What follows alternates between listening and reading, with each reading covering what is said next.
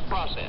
Even opening my friends in so many of the fireside chats was an argument about intimacy, about connection, and really about we are all in this together. I can assure you, my friend, that it is safer to keep your money in a reopened bank than it is to keep it under the mattress. Roosevelt's words and confidence convinced the frightened nation. When banks reopened the morning after his fireside chat, deposits outnumbered withdrawals. And when the stock market reopened, Wall Street chalked up its greatest single-day increase in history. Eleanor Roosevelt later explained that her husband came by his radio skills naturally. That was a gift. It was a God-given gift. He could simplify in words complicated situations and solutions, and could talk to people so that they felt he was talking to them individually. People now say to me in streetcars, in trains, "Oh, I miss your husband's voice in my living room. He told me about my government." Listeners often asked Roosevelt to do fireside chats monthly or even weekly, but the president gave only 2 or 3 a year on average. He wanted the chats to be an event so people would be eager to tune in, and they were. It was exciting to listen to him. Historian Susan Dunn is a professor of leadership studies. In fact, there's a famous story that on a summer evening, if the fireside chat was on the radio, there was no air conditioning, so the windows in people's apartments were all open, and so you could walk down the street and not miss a word of the fireside chat. So people wanted to listen to him, and they needed to listen to him.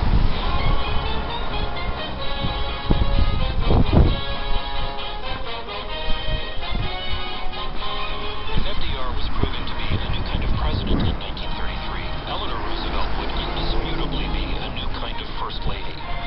As a young woman, she had been shy and self-conscious, but after marrying Franklin and having children, she became involved in home front relief during World War I, and afterwards in the international peace movement.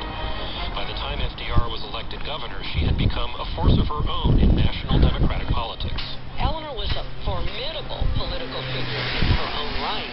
Historian Alida Black is the founding editor of the Eleanor Roosevelt Papers Project. And so her challenge when she goes into the White House is to learn how to be effective for her husband's agenda, which she supports, and do it in a way that does not undermine his standing with the general public, who know that FDR is in a wheelchair.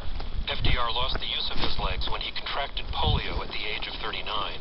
In public, he wore leg braces and gripped a cane or the arm of an aide or family member to maneuver short distances. In private, he used a wheelchair. So Eleanor was often a substitute for her husband. But she was not a natural-born public speaker.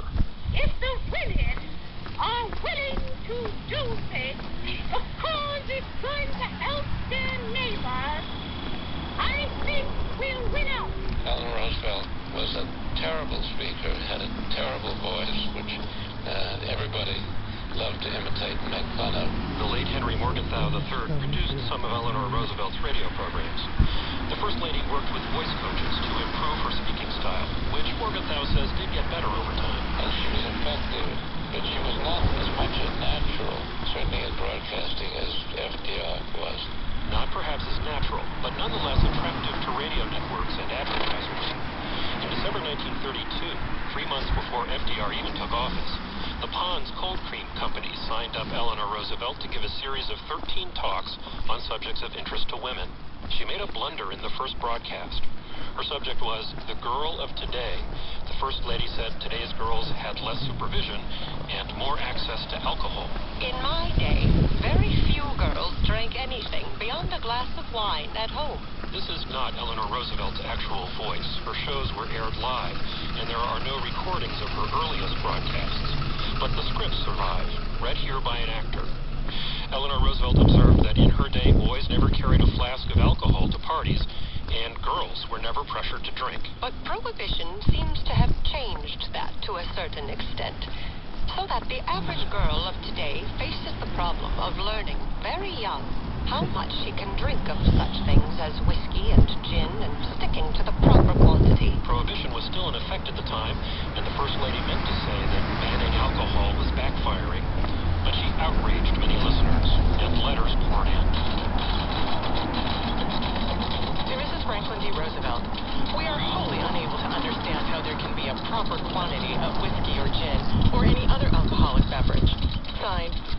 Average Girls, Chattanooga, Tennessee. Topeka, Kansas.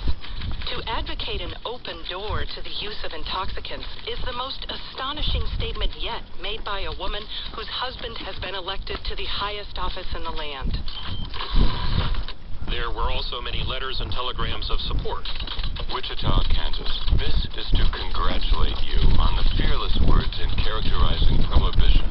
On the remaining 12 broadcasts Eleanor Roosevelt did for Pond's Cold Cream, she stuck to safer subjects such as raising children and whether chaperones had gone out of style. Still, she was accused of cashing in on her role as First Lady. When the series ended in 1933, Eleanor Roosevelt pledged she was done with commercial broadcasting. But she wasn't.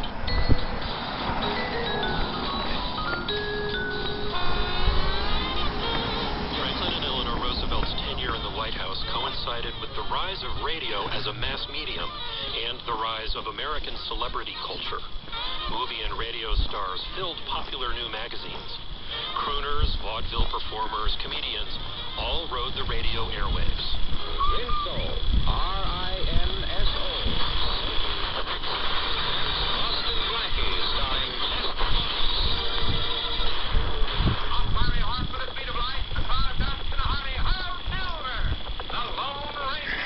The Jello program, starring Jack Benny, with Barry Livingston and Phil Harris and his orchestra.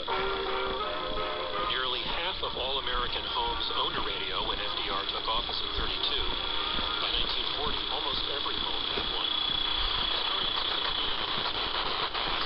She says that during the Depression, radio offered welcome diversion, and you only had to pay for it once. You have to buy a movie ticket every week or pay to see a vaudeville show.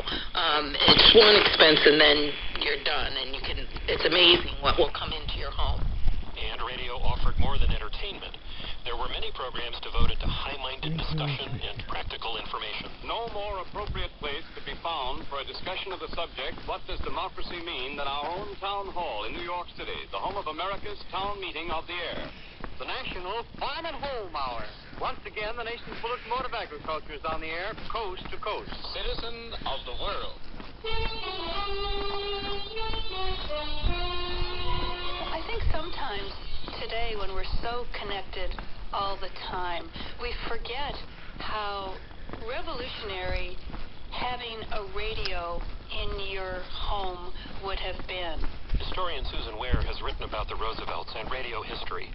She says radio in the 1930s was influential everywhere, but especially for people living in smaller and more remote communities.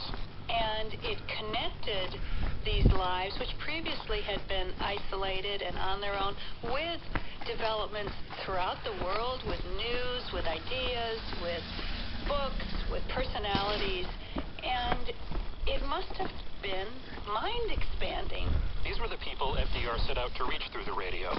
Political scientist Bruce Miroff points to one of the broadcasts where FDR made that clear. And he talks about how he remembers being in his study and how he imagined the American people. And he talks about the workers. I saw the workmen in the mills, the mines, the factories, the girl behind the counter, the small shopkeeper, the farmer doing his spring plowing, the widows and the old men.